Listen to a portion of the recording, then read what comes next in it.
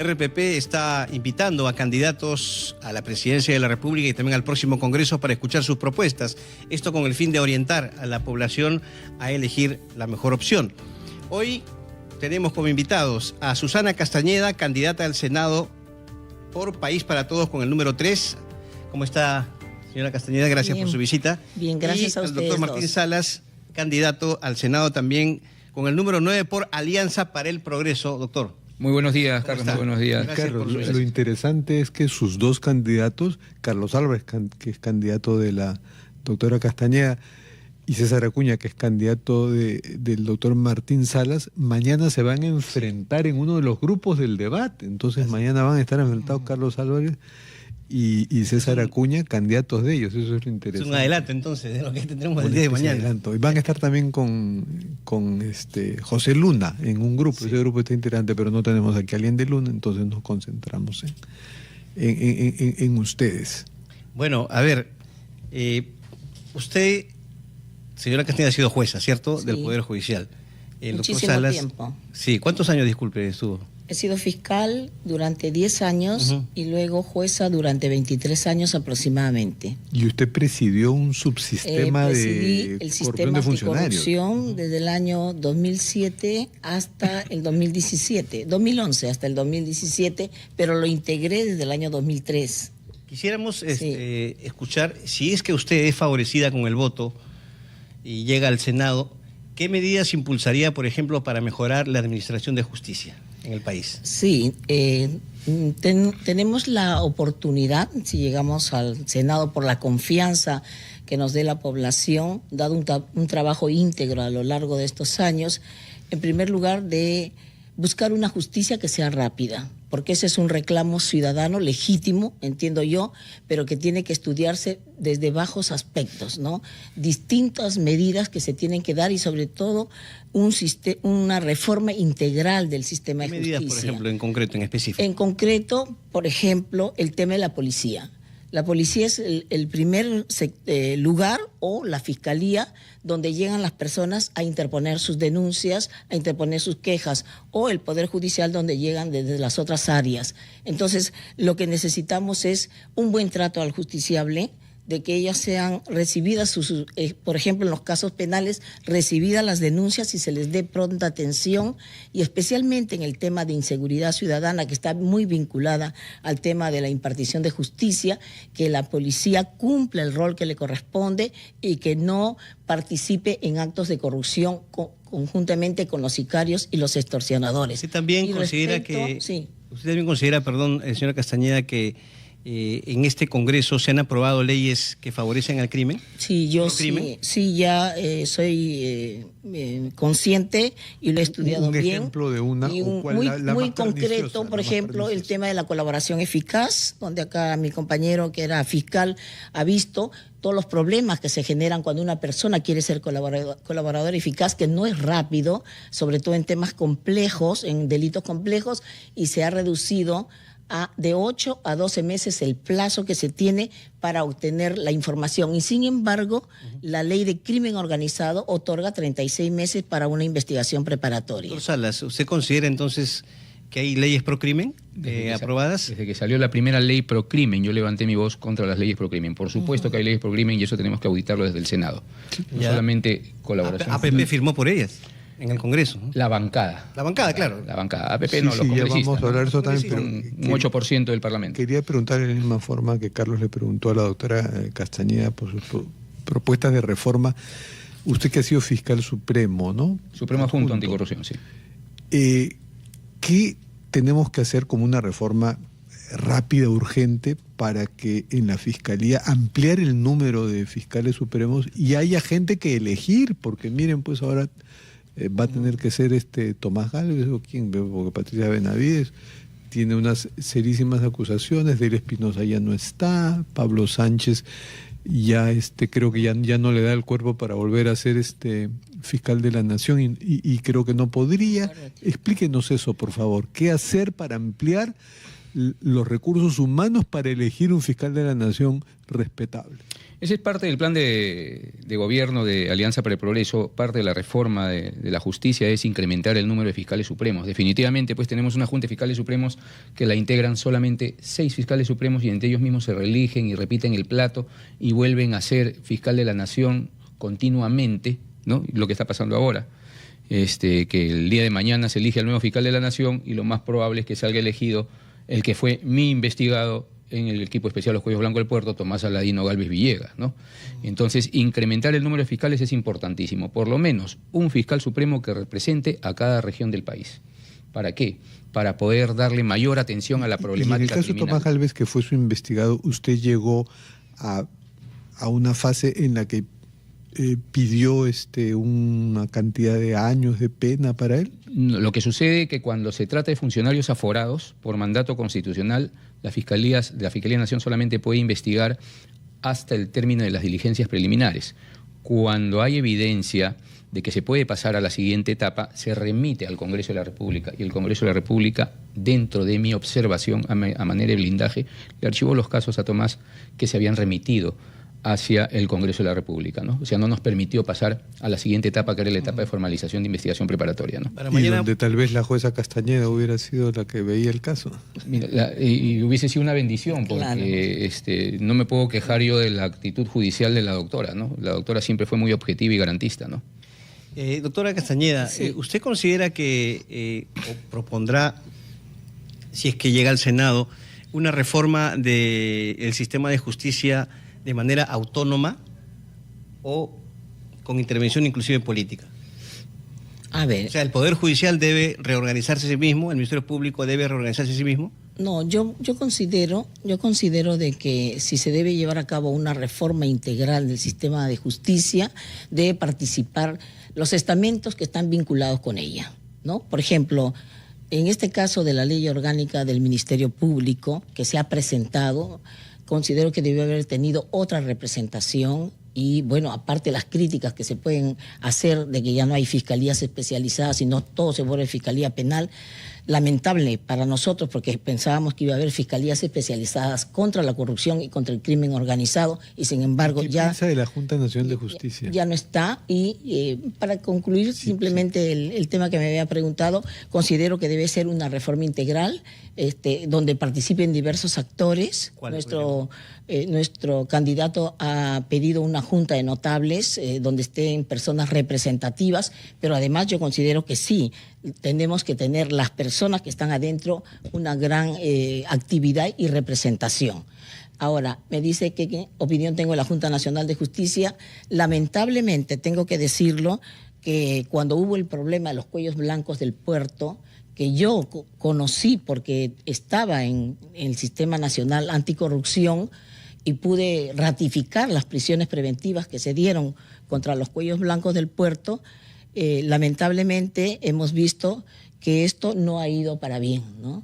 Y entonces la Junta Nacional de Justicia se crea para sustituir a un Consejo Nacional de la Magistratura que estaba descalificado de acuerdo a los audios que se escuchaban donde se hacían las prebendas. Pero ahora, claro, eso, yo creo que el remedio fue peor que la enfermedad. Bueno. ¿Me entiende? Muchas gracias. Vamos a seguir conversando con la doctora Osuna Castañeda, candidata al número 3 Senado Nacional por País para Todos, y Martín Salas, candidato por el número 9 por Senado Nacional de Alianza para el Progreso. Y van a hablar de sus candidatos ahora en el siguiente bloque. Carlos, nos vamos a una pausa, siendo a las 9:16 y volvemos con más en Ampliación de Noticias. Estamos hoy con la visita de 2 postulantes al Senado. Susana Castañeda, candidata al Senado Nacional por País para Todos con el número 3, y Martín Salas, candidato al Senado Nacional también con el número 9 por el partido Alianza para el Progreso. Doctor Salas, lo que le había consultado a la doctora Castañeda era cómo debería realizarse la reforma de los estamentos de justicia, Poder Judicial y Ministerio Público. Muchos han pedido eso, ¿cierto? Debe ser de manera autónoma. ¿Qué plantearía usted en este tema si es que llega al Senado?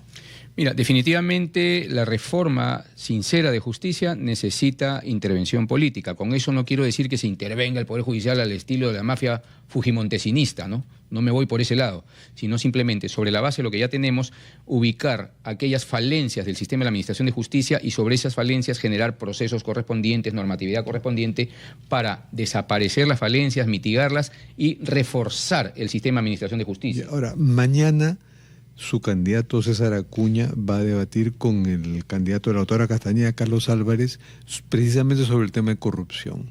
Y en APP, por decirlo elegantemente, hay mucha tolerancia a la corrupción, para no enumerar la cantidad de casos, pero podría poner un ejemplo nomás, esta joven de 20 y pico años, Lucero Coca, que resultó pues con una empresa nueva contratando como por 300 millones con la gobernación de La Libertad, para no hablar de todos los congresistas mochazuelos y en fin. Entonces, el candidato Álvarez me imagino que va a aprovechar la situación para restregarle alguno de esos casos al señor Acuña, ¿no? ¿Cómo defendería usted a APP, a su candidato de acusaciones así? Mira, primero, para hacer una observación como tal, etiquetar Alianza para el Progreso como tolerante a la corrupción no es correcto. La contratación pública tiene funcionarios determinados y ellos son los que tienen que responder ante la justicia por lo ocurrido. Acá no se le puede echar la culpa a Alianza para el Progreso ni a César Acuña. Hay funcionarios determinados que son los que hacen los procesos de licitación. ¿Dónde está el señor Óscar Acuña, hermano del presidente del partido? La corrupción se franquea, caiga quien caiga, si sea de la propia casa o sea de la propia familia. Pero ha caído el señor Acuña por estar prófugo. Pero eso depende de la justicia. Si se le encuentra responsabilidad, que pague cárcel. Mira, César Acuña no tiene ningún cuestionamiento por corrupción. Segundo punto, con el perdón de la excelente magistrado que tengo a mi lado. No, pero si me dejas terminar. Sí.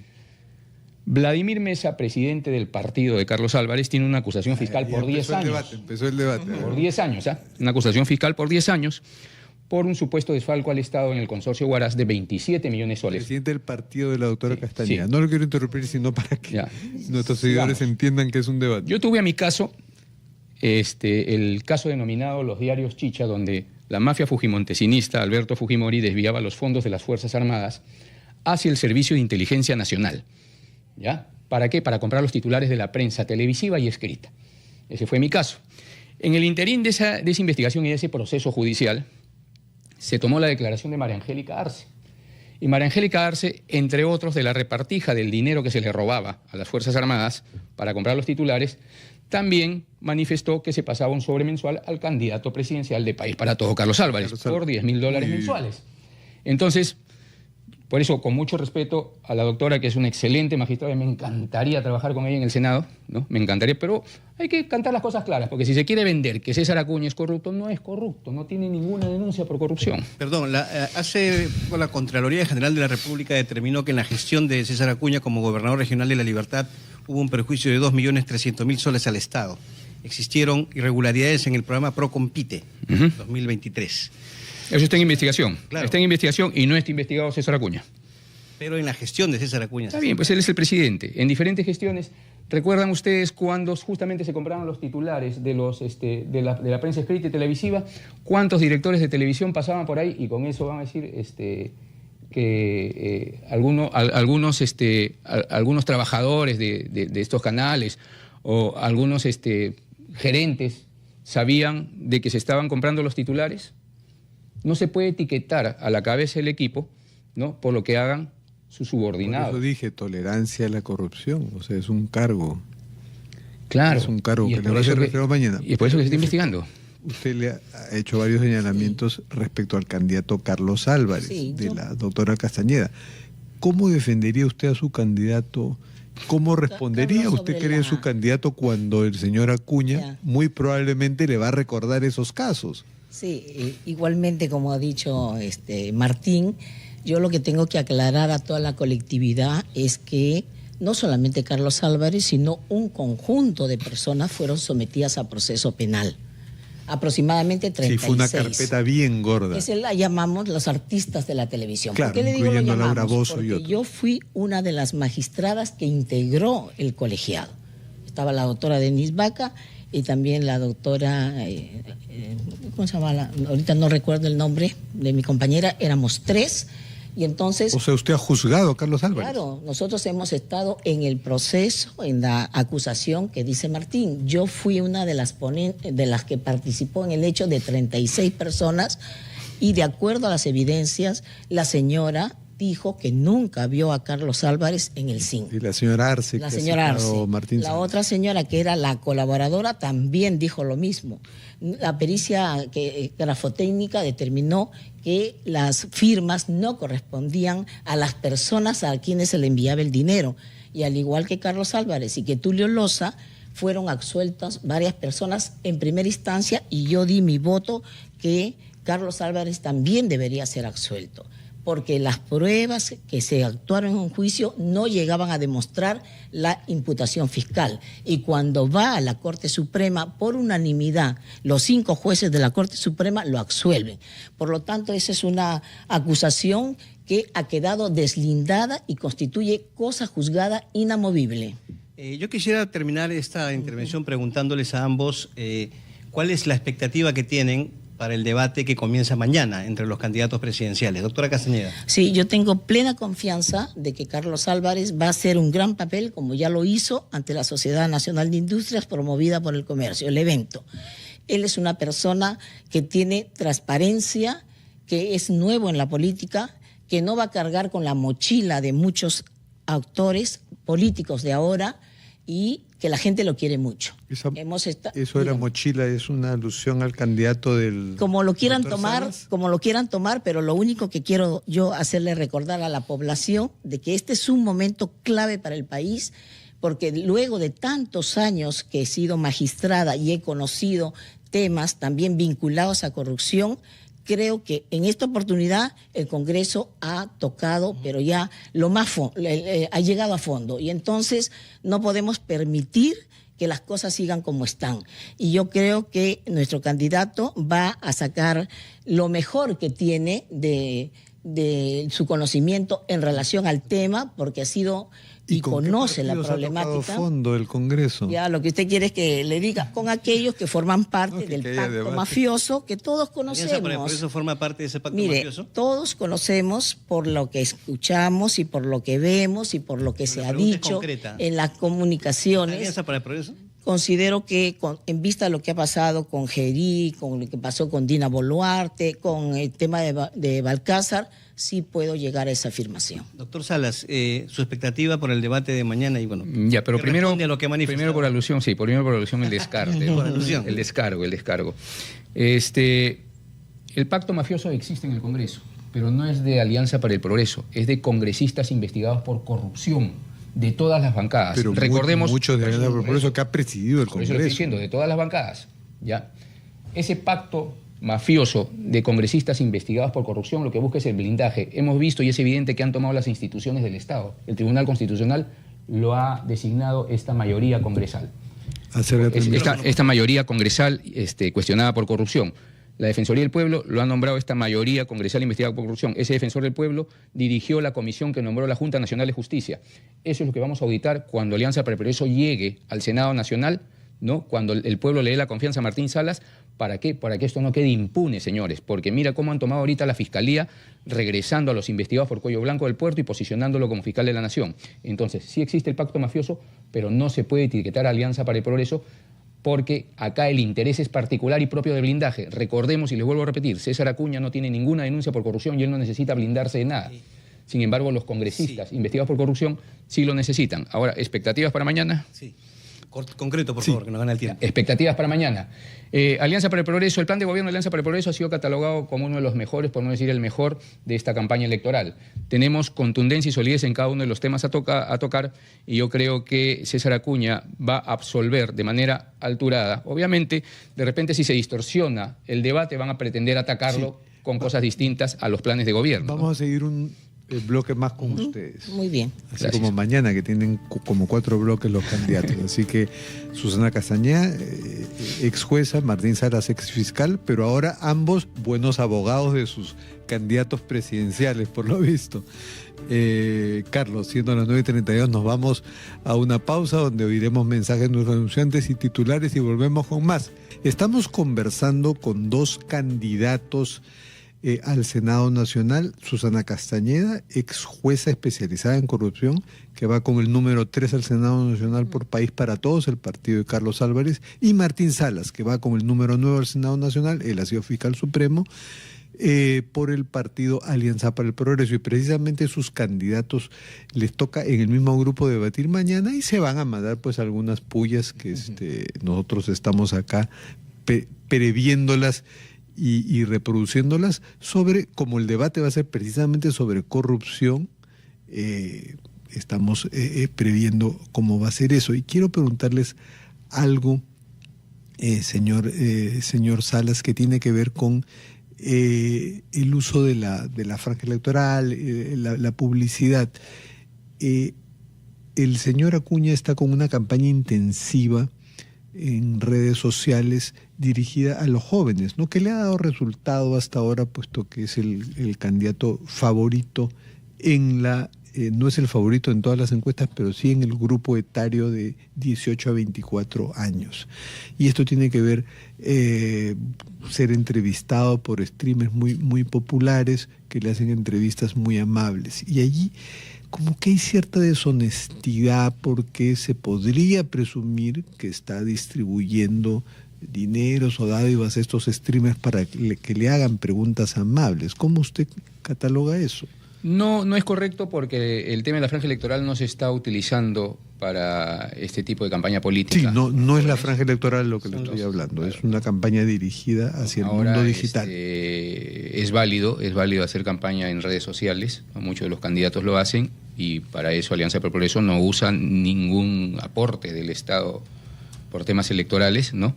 Lo está haciendo con su... Pero si se llegara a descubrir que el candidato Acuña da dádivas o dinero a estos populares streamers e influencers,